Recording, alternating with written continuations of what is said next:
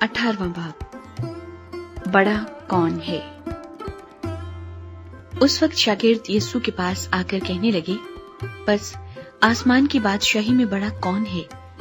उसने एक बच्चे को पास बुलाकर उसे उनके बीच में खड़ा किया और कहा, मैं तुमसे सच कहता हूँ कि अगर तुम तौबा न करो और बच्चों की मानिंद न बनो तो आसमान की बादशाही में हरगिज़ दाखिल न होगी। बस जो कोई अपने आप को इस बच्चे की मानिंद छोटा बनाएगा वही आसमान की बादशाही में बड़ा होगा, और जो कोई ऐसे बच्चे को मेरे नाम पर कबूल करता है वो मुझे कबूल करता है। दूसरों के लिए ठोकर का सबब न बने, लेकिन जो कोई इन छोटों में से जो मुझ पर ईमान लाए हैं किसी को ठोकर खिलाता है, उसके लिए ये बेहतर है कि बड़ी चक्की का पाट उसके गले में लटकाया जाए और वो गहरे समुद्र में डुबो दिया जाए। ठोकरों के सबब से दुनिया पर अफसोस है, क्योंकि ठोकरों का होना जरूर है, लेकिन उस आदमी पर अफसोस है जिसके बाइस से ठोकर लगे। बस अगर तेरा हाथ या तेरा पाँव तुझे ठोकर खिलाए तो उसे काट कर अपने पास से फेंक दे।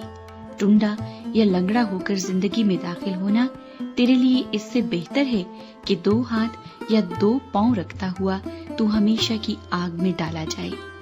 और अगर तेरी आंख तुझे ठोकर खिलाए तो उसे निकाल कर अपने पास से फेंक दे।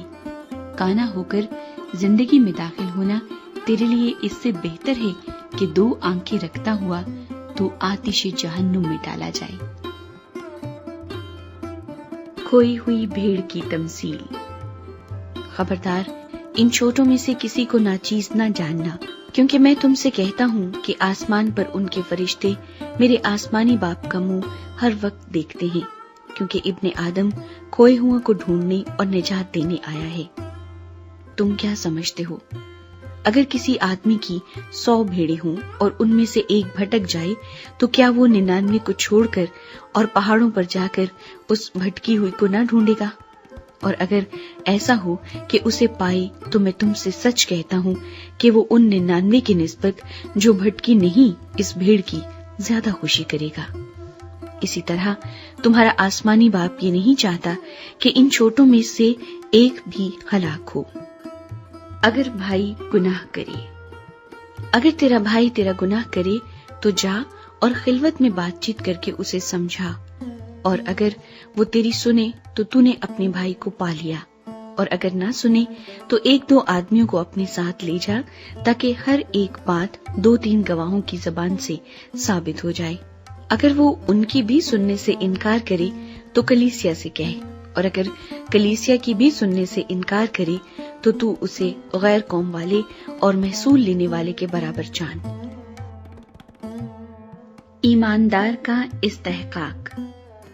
मैं तुमसे सच कहता हूँ कि जो कुछ तुम जमीन पर बांधोगे वो आसमान पर बंधेगा, और जो कुछ तुम जमीन पर खोलोगे वो आसमान पर खुलेगा। फिर मैं तुमसे कहता हूँ कि अगर तुम में से 2 शख्स जमीन पर किसी बात के लिए जिसे वो चाहते हो इत्तेफाक करे तो वो मेरे बाप की तरफ से जो आसमान पर है उनके लिए हो जाएगी। क्योंकि जहाँ 2 या 3 मेरे नाम पर इकट्ठे हैं वहाँ मैं उनके बीच में हूँ। माफ ना करने वाले नौकर की तमसील। उस वक्त पतरस ने पास आकर उससे कहा, ऐ खुदावंद, अगर मेरा भाई मेरा गुनाह करता रहे तो मैं कितनी दफा उसे मुआफ करूं? क्या 7 बार तक? यीशु ने उससे कहा, मैं तुझसे ये नहीं कहता कि 7 बार, बल्कि 7 दफा के 70 बार तक। बस आसमान की बादशाही उस बादशाह की मानंद है जिसने अपने नौकरों से हिसाब लेना चाहा, और जब हिसाब लेने लगा तो उसके सामने एक कर्जदार हाजिर किया गया जिस पर उसके 10,000 तोड़े आते थे। मगर चूंकि उसके पास अदा करने को कुछ न था, इसलिए उसके मालिक ने हुक्म दिया कि ये और इसकी बीवी बच्चे और जो कुछ इसका है सब बेचा जाए और कर्ज वसूल कर लिया जाए। पर नौकर ने गिरकर उसे सजदा किया और कहा, ऐ खुदावंद, मुझे मोहलत दे, मैं तेरा सारा कर्ज अदा करूंगा। उस नौकर के मालिक ने तरस खाकर उसे छोड़ दिया और उसका कर्ज बख्श दिया। जब वो नौकर बाहर निकला तो उसके हम खिदमतों में से एक उसको मिला جس پر اس کے 100 دینار آتے تھے۔ اس نے اس کو پکڑ کر اس کا گلا گھونٹا اور کہا، جو میرا آتا ہے ادا کر دے۔ بس اس کے ہم خدمت نے اس کے سامنے گر کر اس کی منت کی اور کہا، مجھے مہلت دے، میں تجھے ادا کر دوں گا۔ اس نے نہ مانا، بلکہ جا کر اسے قید خانے میں ڈال دیا کہ جب تک قرض ادا نہ کرے قید رہے۔ اس پر اس کے مالک نے اس کو پاس بلا کر اس سے کہا، اے شریر نوکر، میں نے وہ سارا قرض تجھے اس لیے بخش دیا کہ تو نے میری منت کی تھی۔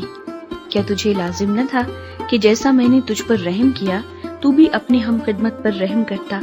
اور اس کے مالک نے خفا ہو کر اس کو جلادوں کے حوالے کیا کہ جب تک تمام قرض ادا نہ کر دے قید رہے۔